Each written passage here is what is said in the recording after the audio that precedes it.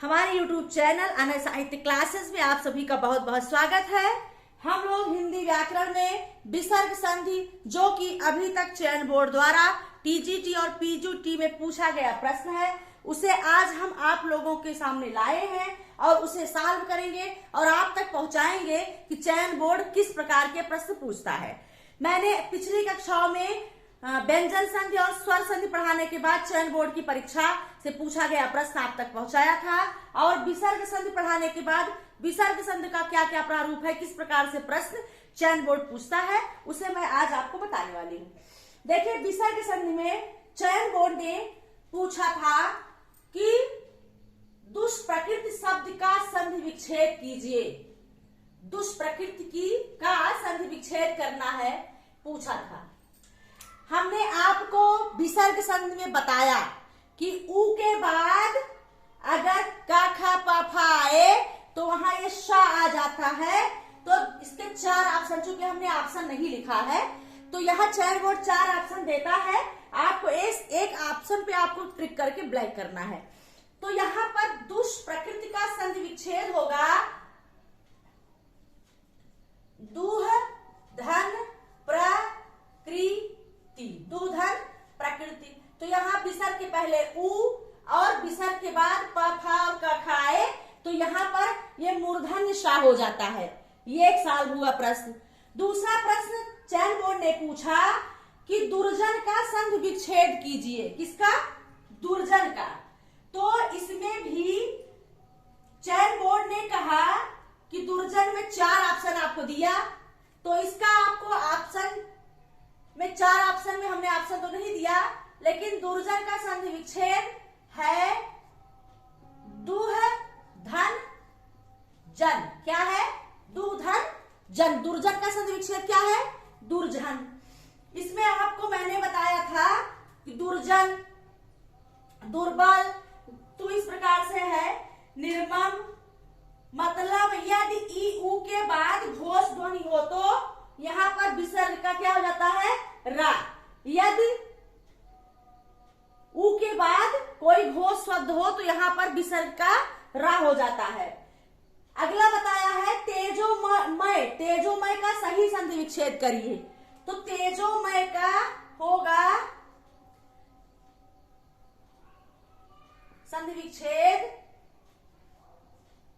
तेजा धन म। यहाँ पर विसर्ग के बाद भी अगर आ होगा और विसर्ग के पहले भी आ होगा तो वो हो जाता है, दोनों को मिलाकर के मैंने पढ़ाया है। तो तेजोमय का संधि विच्छेद हो जाएगा तेजा धन मय। अगला प्रश्न पूछा था मनोविज्ञान में कौन सी संधि है? मनोविज्ञान में संधि है व्यंजन, विसर्ग, दीर्घ, गुण, सभी, कोई नहीं। 4 ही ऑप्शन फिलहाल होता है। तो मनोविज्ञान में पहले इसका विच्छेद करते हैं। मनः धन विज्ञान। तो यहाँ विसर्ग का ओ हो जाता है, तो इसका होगा मनोविज्ञान। आप जानते हैं जब ये स्थिति होगी तो यहाँ पर विसर्ग संधि होगा। मनः धन विज्ञान। आप संधि विच्छेद करने के बाद तुरंत क्लियर कर ले जाएंगे कि कौन सी संधि है। तो मनोविज्ञान का संधि विच्छेद होगा मनः धन विज्ञान। तो इसमें संधियां है विसर्ग संधि। अगला प्रश्न चयन बोर्ड ने पूछा बृहस्पति का संधि विच्छेद। किसका? बृहस्पति का संधि विच्छेद। तो आप जानिए कि बृहस्पति का संधि है विच्छेद है बृहधन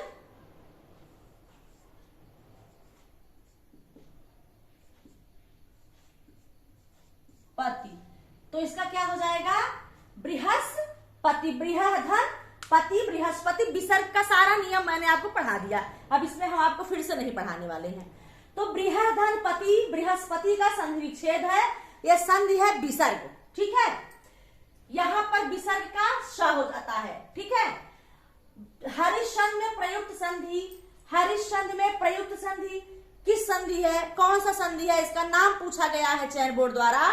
तो हरिश्चंद्र में प्रयुक्त संधि है हरिह धन चंद्र। क्या है? हरिह धन चंद्र। तो यहाँ पर च आता है तो शब्द कौन सा हो जाता है, यहाँ पर तालब बिसा हो जाता है। टाठा आता है तो मूर्धन निशा हो जाता है, मैंने पढ़ाया है। और अगर ताथा होता है तो दंत सा होता है। तो हरिधन चंद्र, यहाँ पर विसर्ग के बाद च आया है तो कौन सा हो गया है, तालब बिसा, संधि है विसर्ग। दो संधियां मैंने पिछले मैंने कक्षा में भूल गए थे बताना आपको। नौढ़ा और सूर्योदय ये स्वर संधि में पूछा था, मैंने आपको पिछले कक्षा में नहीं दे पाया। मैंने सोचा हो सकता है आप लोगों को मिस हो जाए, हो सकता है अगले परीक्षा में रिपीट हो जाए प्रश्न, इसलिए इसमें हमने इसको यूज मतलब ऐड कर दिया है विसर्ग संधि में, लेकिन विसर्ग संधि नहीं है। सॉल्व करते हैं कि कौन सी संधि है। आइए देखते हैं नौढ़ा का संधि विच्छेद क्या है, पूछा गया है। तो इसका है नव घन ऊढ़ा। मैंने बताया था आ के बाद ऊ तो ओ, आ के बाद ऊ तो ओ, आ के बाद ई। तो इस प्रकार से क्या कौन संधि है, ये गुण स्वर संधि है, नवधन ऊढ़ा। यहां पर आ धन ऊ बराबर ओ, एक चुनी नौढ़ा गुण स्वर संधि। अगला है सूर्य उदय, सूर्योदय, सूर्योदय का भी संधि विच्छेद पूछा गया था। तो ये है सूर्य धन उदय, ये भी आप पकड़ लिए होंगे, आ धन ऊ बराबर ओ, ठीक। तो अब बन गया ये सूर्योदय, ये भी कौन सी संधि है, गुण स्वर संधि, ठीक। और ये भी गुण स्वर संधि है। तो ये रहे आपके दो गुण स्वर संधि जो कि चयन बोर्ड ने अपनी परीक्षाओं में पूछा है। एक प्रश्न और पूछा था चयन बोर्ड कि यदि आ के बाद ई उ री आए तो क्या होगा, कौन सी संधि होगी। आ के बाद ई उ और री आए तो कौन सी संधि होगी। ये पता है आपको कि यदि आ के बाद ई उ री आएगा तो गुण स्वर संधि होगा। परिभाषा भी हमें रखना पड़ेगा, क्योंकि प्रश्न कहां से बन जाए कुछ कहा नहीं जा सकता है, ठीक है। तो नियम के साथ परिभाषा, परिभाषा के साथ नियम, अभ्यास और बारीकी से देखते रहिए प्रश्न कैसे हमको टफ लगता है। जिस एंगल से प्रश्न हमें सॉल्व करने में कठिनाई हो वही हमको सॉल्व करना है, वही हमको सरल बनाना है। तो आज की कक्षा में विसर्ग संधि जितने भी चयन बोर्ड ने दिया था मैंने आपको दिया। और अब अगली कक्षा में अगले चैप्टर, अगले टॉपिक, अगले प्रश्नों के साथ मैं आपसे मिलती हूं। तब तक के लिए अलविदा।